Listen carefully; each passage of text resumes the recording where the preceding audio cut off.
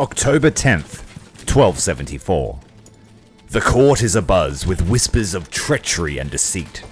A plot most foul has been unearthed, its roots entangled throughout the very nobility that govern our lands.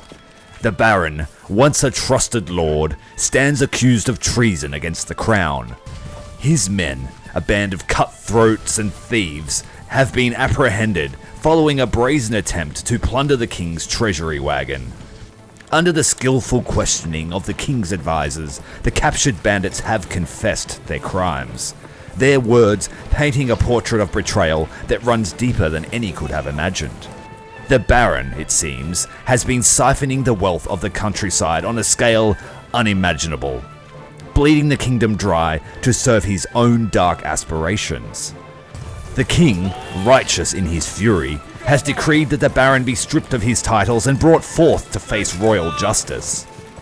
A raven has arrived at Dunwick, its black feathers a stark contrast to the parchment it bears. The king's command is clear. We are to raise our levies and prepare for his arrival.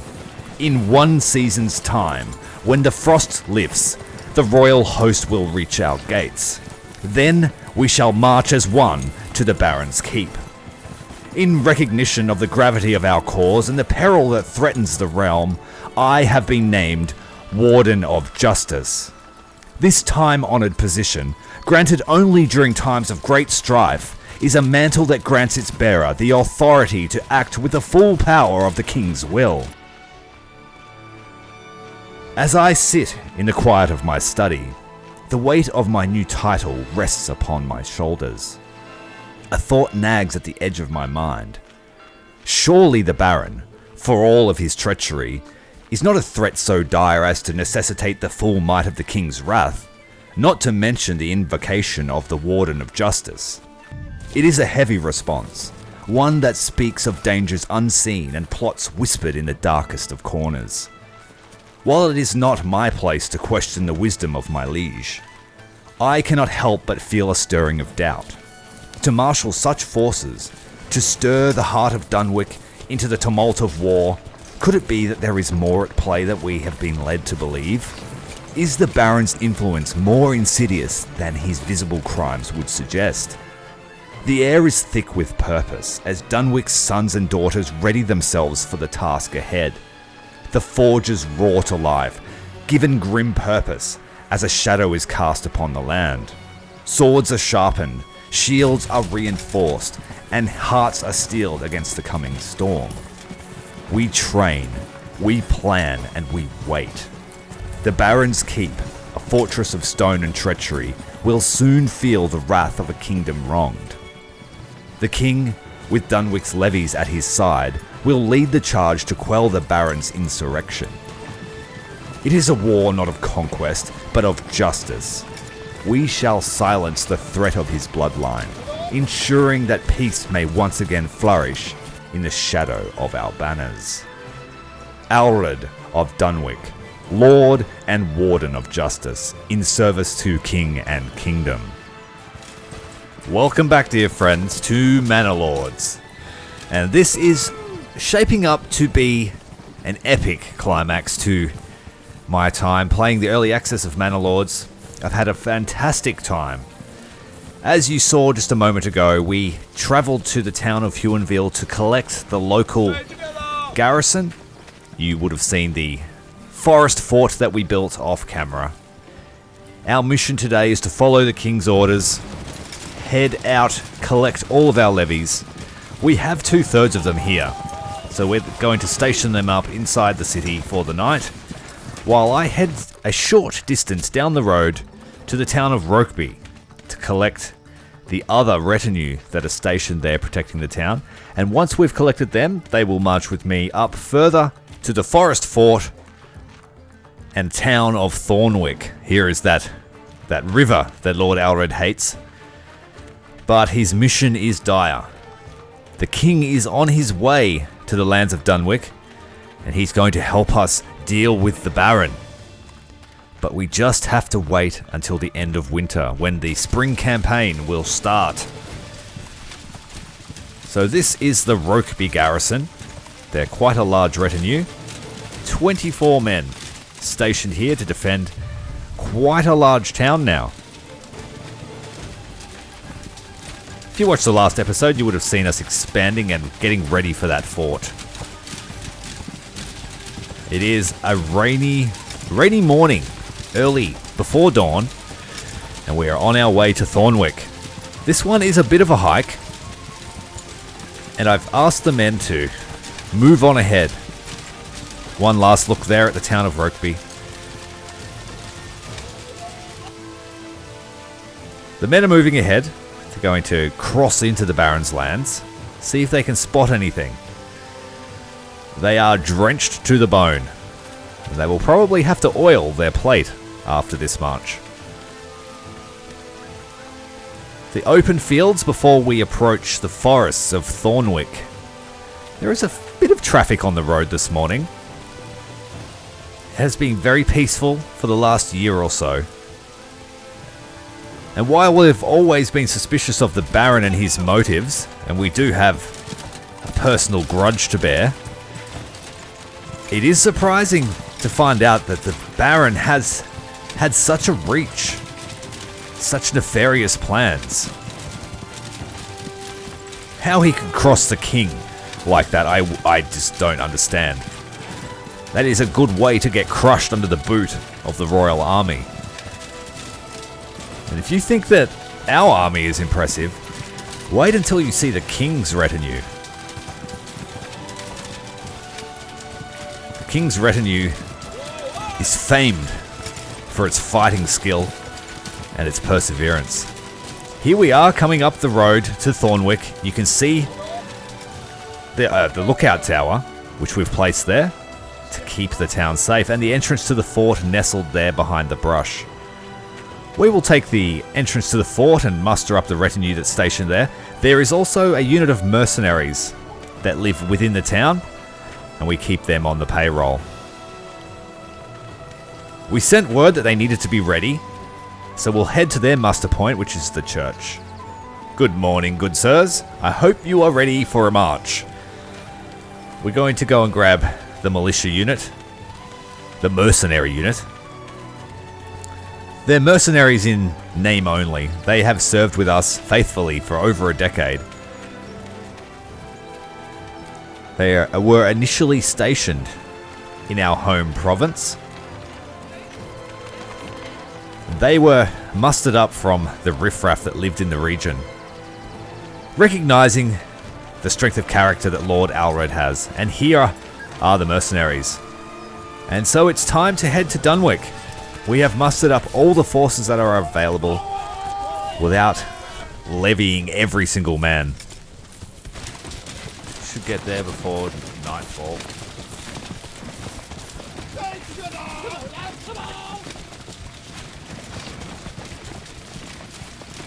That was the furthest point from the capital, so it's the longest walk back. But if they've got to do it, I should do it too. December 5th, 1274. The land is shrouded in a darkness that the midday sun cannot dispel. A pall of smoke rises from Thornwick. The once proud sentinel atop its hill, now succumbing to the flames of betrayal. The Baron's treachery, a festering wound upon the kingdom, has been laid bare for all to witness. With coffers fattened by decades of deceit, the Baron has mustered an army vast enough to cast a shadow over the king's own. United under the yellow banner of the so-called Eastern Alliance, his forces comprise not only of traitors to the crown, but also the savage tribes from the frontier lands. In his hubris, the Baron has crowned himself a king of usurpers and outlaws. Thornwick, caught in the maw of this onslaught, stood little chance. The garrison, brave souls sworn to protect, were cut down before their swords could taste battle. The town reduced to cinders, its people slain without mercy. December 21, 1274. As the king's justice marches ever closer, the Baron turns his covetous eyes towards Dunwick. Recognizing the formidable strength of our fortifications, he has encircled us with a host so numerous, it seems the very forest has come alive with the steel of invaders. Their sudden appearance, discovered only by the vigilance of our patrols. The enemy hurls themselves against Dunwick's defences. Each day the enemy crash against our walls like waves upon a cliff, and each night they return. Relentless in their fury, a tide of malice, unstoppable in their rage. Yet the sons and daughters of Dunwick stand resolute, repelling each assault with the ferocity of those fighting for home and legacy. Our city, designed for such a time as this, stands resolute. The vast grain stores, a product of foresight and toil, nourish our defenders. The self-sufficient heart of Dunwick beats strong. January 2nd, 1275. The winter's bite does little to cool the heat of battle. The walls of Dunwick are lined with the fallen, a grim testament to the cost of freedom. Thrice the enemy have breached our gates, and thrice they have been driven back. Their ambition shattered upon the walls, and shattered upon our shields. The cold of winter is no ally to the besiegers.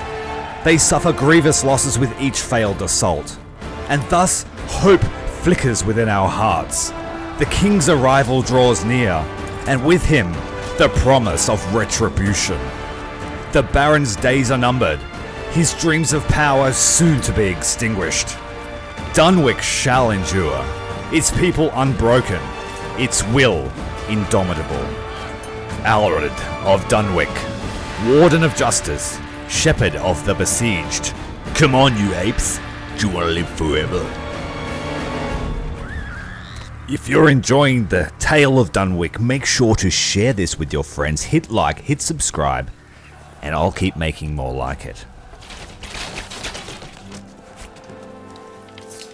January 16th, 1275. The Siege of Dunwick, once a cacophony of war cries and clashing steel, has dwindled into a symphony of suffering. The once mighty army that encircled our walls now stands diminished, not by sword alone. The land itself seems to have turned against the invaders. Where once the fields and forests around Dunwick offered abundance, now there is only scarcity. The besiegers find no respite. Their foraging parties return empty-handed. Their supply lines are severed. Their siege weaponry lies dormant. The wood they gather is sodden and rotten, refusing to ignite. The wolves, emboldened by the scent of weakness and blood, prowl the fringes of their camp, preying upon the injured. The strong, too afraid to help their comrades. It is as though the very soul of Dunwick has risen in the defense of her children. The first rains of the season, long awaited, will arrive with the promise of renewal. Yet for the besiegers, they will herald the end. The downpour will wash away the remnants of their resolve, and as the melt begins, so too will the time for retribution.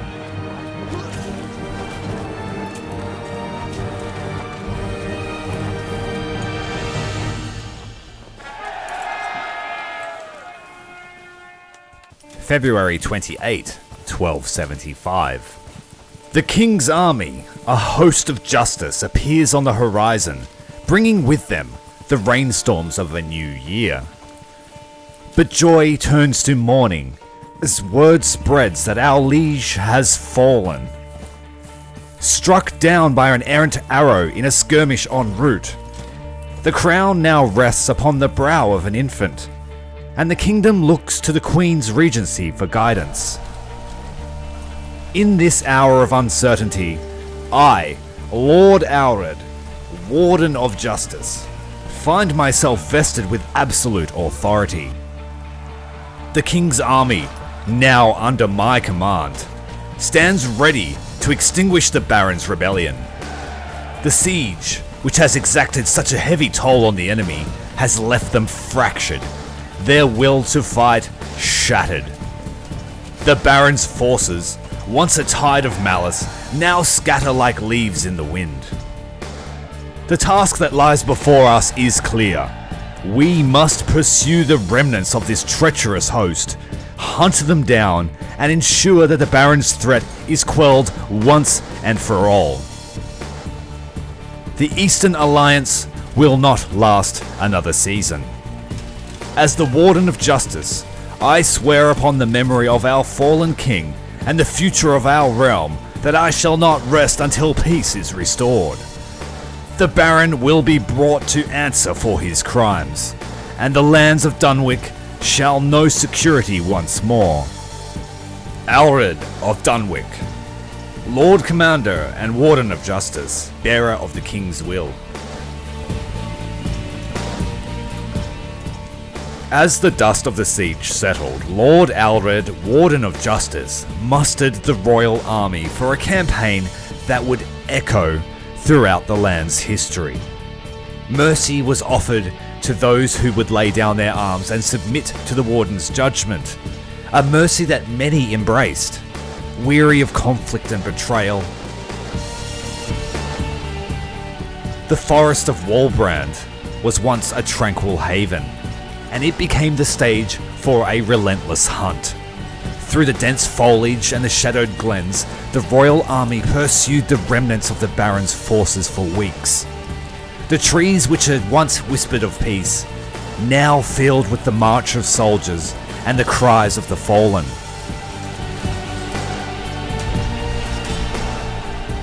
The Battle of Selbitz. It was at Selbitz where the final confrontation unfurled. The Baron's men, desperate and cornered, made their last stand amidst the ancient oaks. The battle was fierce, but the discipline and the valour of Lord Alred's forces prevailed. The Baron, his dreams of power shattered, taken into custody, destined to face the justice of the executioner's blade in the capital.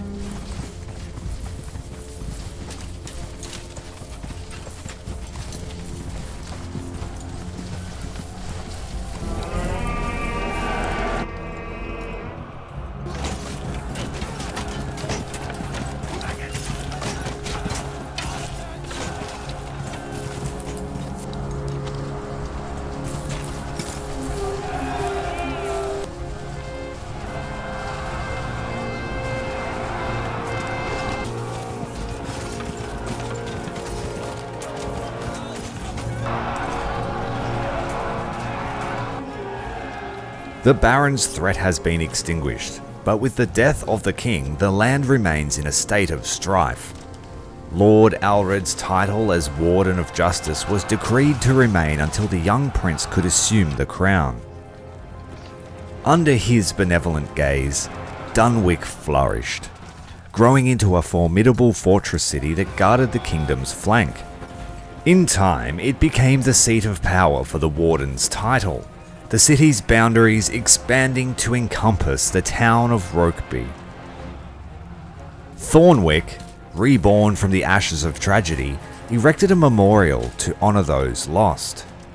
The garrison, instilled with a newfound purpose, trained to become the finest rangers in the land, their vigilance ensuring that Thornwick would never again be taken by surprise.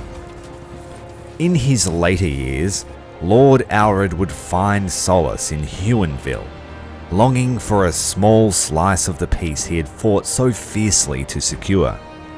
Plagued by dreams most of his life, the serenity of the small town allowed him to find solace, of a sort. Yet before the quiet of his twilight years, there would be many more adventures for the Warden of Justice. And so, this chapter of Lord Alred, Warden of Justice, Lord of the lands of Dunwick, Rokeby, Thornwick and Huonville is one of valour, sacrifice, and the pursuit of peace and security. His legacy, and the tales of his exploits would inspire tales for generations. including this one.